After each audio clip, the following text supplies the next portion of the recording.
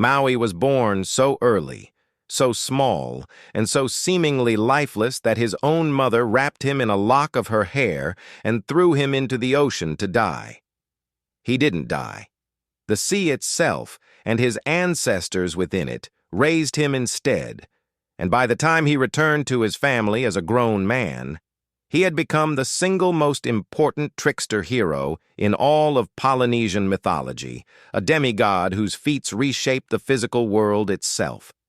He slowed down the sun with a rope made of his own sister's hair. He fished entire islands up from the ocean floor using a hook carved from his grandmother's jawbone. He stole fire from a goddess by tricking her out of it, one fingernail at a time. Then he decided that wasn't enough.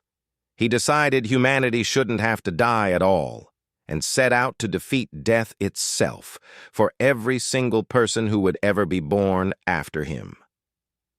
This is the story of the boy the ocean raised, the man who reshaped the world, and the mistake that made the rest of us mortal. In Maori tradition, one of many Polynesian cultures that tell versions of this story, each with its own regional details, Maui's mother, Taranga, gave birth to him prematurely, and by the customs of the time, a child born that early and that lifeless-seeming was not expected to survive. She cut off her own topknot of hair, wrapped his tiny body in it, and set him adrift in the ocean, giving him to the sea rather than watching him die slowly on land. He should have drowned. Instead, according to the old stories, jellyfish and seaweed cushioned him, and eventually his own ancestor found the small bundle, recognized what it was, and raised him in secret, teaching him magic and knowledge no ordinary child would ever have access to. When he was old enough, Maui made his way back to his family, arriving at a communal house where his mother and brothers were living, unrecognized, uninvited, and treated with the casual disrespect any stranger might expect. He revealed who he actually was, the son she had thrown into the sea, alive and returned, and was reluctantly accepted as the youngest of her sons, ranked last among his brothers exactly as youngest sons often were in Polynesian social order. But being ranked last never meant Maui accepted being least capable. Where his brothers were solid, dutiful, unremarkable men going about ordinary lives, Maui had grown up with the sea's own secrets, and he had no intention of living quietly within any of the limits everyone else had simply accepted. The first problem Maui decided needed fixing was time itself. In the old world, before Maui intervened, the sun raced across the sky far too quickly. Days were so short that people barely had enough daylight to cook a meal, farm their crops, or finish any task before darkness fell again. Everyone accepted this the way people accept weather. Maui didn't. He gathered ropes woven from his sister's hair and set out with his brothers to the pit where the sun was believed to rise each morning. Armed with a magical jawbone club, a gift from his ancestor Muriranga Wenua, Maui and his brothers laid their snares around the sun's rising place and waited.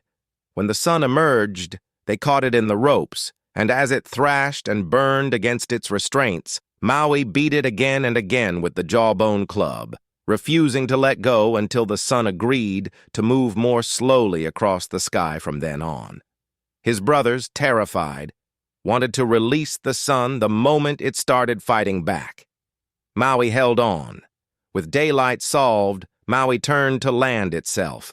Using the same magical jawbone as a fishhook and his own blood as bait, he convinced his brothers to take him far out to sea in their canoe.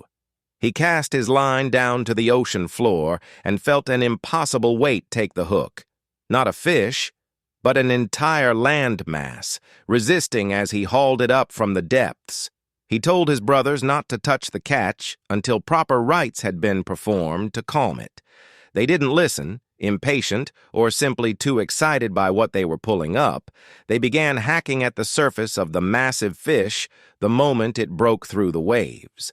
The fish thrashed under their blows, and the smooth land Maui had intended to deliver became instead a landscape of jagged mountains and deep valleys, the North Island of New Zealand, which Maori tradition still calls Te Ika a Maui, the fish of Maui, permanently scarred by his brother's impatience.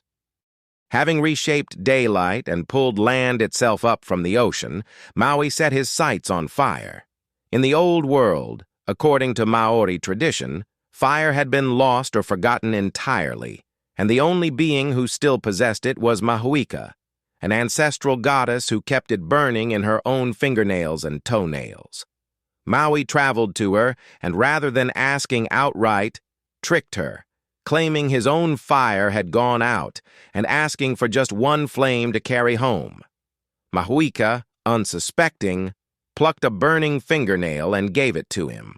Maui deliberately extinguished it once he was a safe distance away and returned, claiming clumsiness, asking for another. She gave him a second nail. He returned again and again. Each time, Mahuika obliged, running through her fingernails one by one until only her toenails remained, and then, finally, her very last one. At that point, she realized what was happening, that this wasn't accidental loss, but deliberate theft over and over. And her fury ignited literally, fire pouring from her in a wave that chased Maui across the land as he fled, calling on the gods of rain to help extinguish the inferno threatening to consume everything, himself included. The fire was ultimately doused, but not before Mahuika, in her rage, flung her very last spark into the trunks of certain trees, which is why, Maori tradition holds, fire can still be summoned today by rubbing together the right pieces of wood. The last ember of Mahuika's anger, preserved inside the trees themselves, waiting to be drawn back out by anyone who knows where to look for it. Maui had given humanity long days, solid land, and fire they could make themselves whenever they needed it. He was, by any reasonable measure, already one of the greatest benefactors his people would ever have. It should have been enough. Instead, Maui decided there was one final gift left to win for humanity: an end to death itself. In Maori tradition, death existed in the world because of Hine Nui Te Po, the goddess of night and the underworld, herself, in earlier stories, a woman who had fled into the underworld after a devastating discovery about her own marriage, and transformed into the goddess who now claims every human life that ends. Maui's plan was audacious even by his own standards. If he could travel to where Hine Nui Te Po lay sleeping and pass entirely through her body, entering through the place all humans enter the world, and emerging alive from her mouth, he would reverse the process of death itself, and humanity would live forever, the way the moon itself was believed to die and be reborn each month. He gathered small birds as companions for the attempt, including the pakwakawaka, the fantail, and warned them explicitly, whatever happens, do not laugh, do not make a sound, no matter what you see, until I have passed all the way through her and come out the other side alive. Maui transformed himself and began to enter the sleeping goddess's body while she slept, the birds watching in absolute silence, exactly as instructed. He was almost through. And then the small fantail, watching Maui's undignified passage through the enormous sleeping goddess, could not hold back. It let out a small, involuntary laugh. The sound woke Hine Nui Te Po. She startled, and her body closed shut around Maui exactly as she woke, crushing him instantly, ending the attempt and ending his life in the same movement. Because Maui failed that final task, Maori tradition holds, death remains permanent for every human being who has been born since. Not a curse handed down by an angry god, but the direct, specific consequence of one small laugh interrupting one demigod's last and most ambitious trick. He had given humanity daylight, land, and fire. Immortality was the one gift he reached for and couldn't quite deliver. Subscribe if you want more. See you in the next one.